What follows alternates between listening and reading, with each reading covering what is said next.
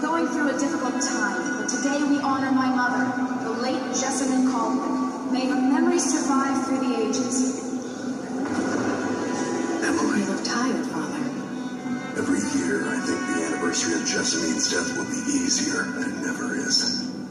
I wish Mother was still the Empress. I don't think I'm very good at this. You're still learning. Don't worry about the rabble-rousers, and we'll catch the crown killer, eventually. People are saying it's you. That these assassinations are a misguided effort to protect me. No, someone's trying to make us look guilty by targeting your enemies. I wish I could just run away from all this. Sometimes you do. You think I don't know about your nights out on the rooftops? Courage. The ceremony will be over soon. Royal Protector and Father. We should have passed a law against that combination of titles years ago.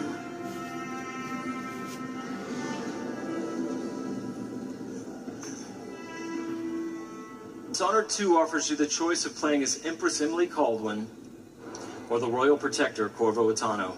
Emily and Corvo are both fully voiced this time, with their own perspectives and emotional responses to the events transpiring around them.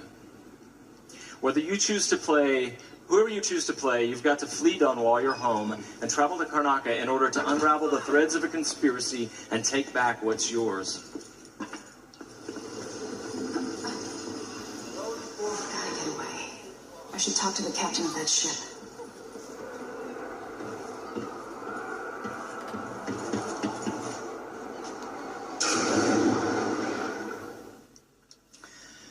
Dishonored is known for unscripted, simulation-driven missions where no two players ever have the same experience. In the Dust District, a militant religious faction called the Overseers is at war with the Howler Gang. The leaders of both factions are trying to take each other down. You can side with the Overseers or the Howlers or neither. There are many ways to complete the mission. She'll tell you more. I'll wait here and skip. Take you back with the dreadful whale after we finish.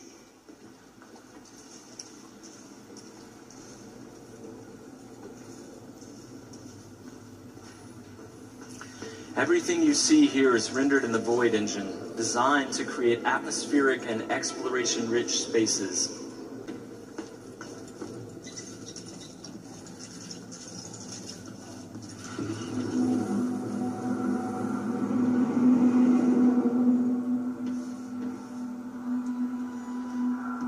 To reach our target, Vice Overseer Byrne, we've got to get past a Grand Guard checkpoint sealed off by a wall of light. A cruel security device reinstated by the Duke of Serkonos. Orders from the Duke.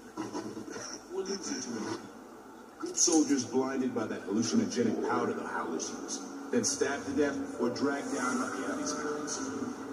One young lieutenant got hit by an overseer grenade. That was it. We wanted to do too. Let's hope they do enough damage to each other till the fight goes out. That won't happen until someone manages to kill either Paulo or Vice Overseer. We've made much greater use of vertical space for Dishonored 2, encouraging players to explore the rooftops above the streets. Out of my ears.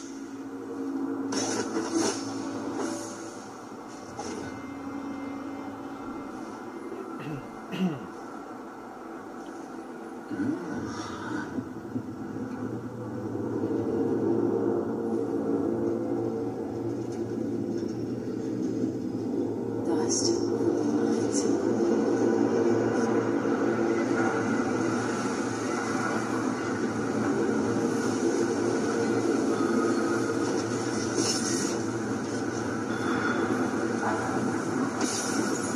Storm alters visibility for the AI and for the player. A random storm hits and Emily comments on it. Many of the security devices in Dishonored 2 are powered by wind, a unique feature of Karnaca, so here we're switching off the windmill to get through the wall of light. There'll be a lot going on in this next fight. Drop attack, guards climbing and vaulting, combat choke, and Emily using far reach to pull an explosive whale oil tank toward her from a distance.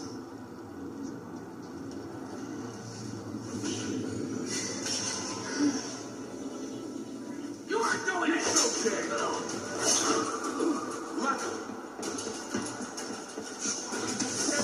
For you. Hey, you! Come here!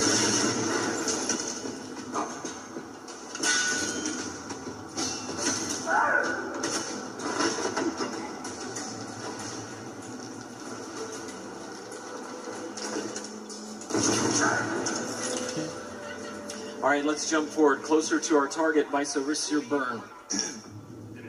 The Overseers are fighting the Howler Gang for the hearts and minds of the people of Karnaca. What happens here will influence Karnaca's future and the endgames.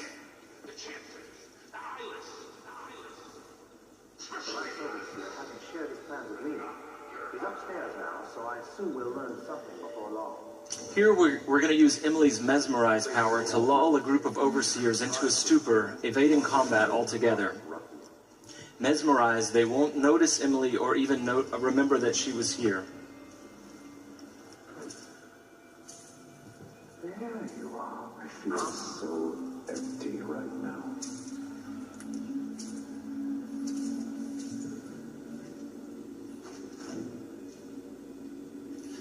Far Reach can be upgraded not only to pull objects from a distance, but also enemies, so you can finish them off in mid-air.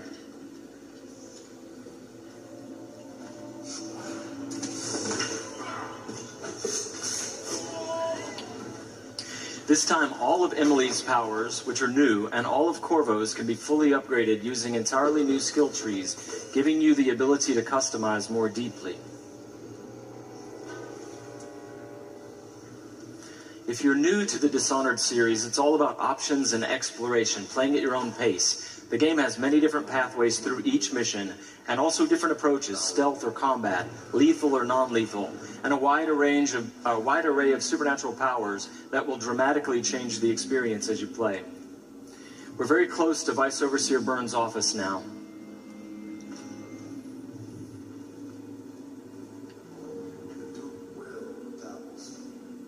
The systems of the oracular order, I've seen it, and I feel it in my bones.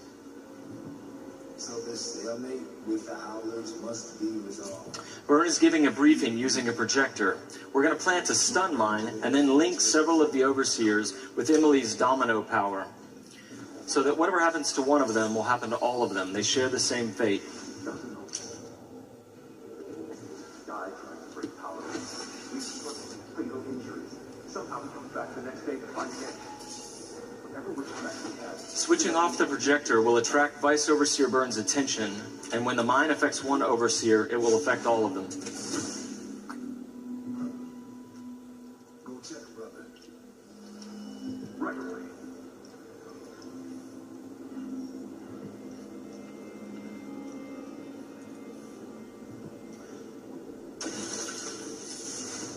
There are many creative ways to use Domino. Now we're going to show you Shadow Walk, another key power for Emily.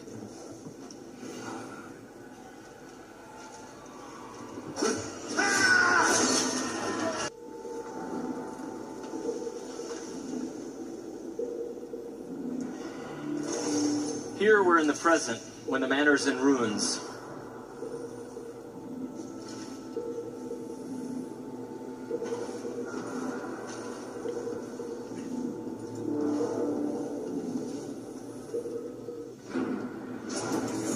Now we've moved backwards, years into the past, when the manor was still inhabited and guarded.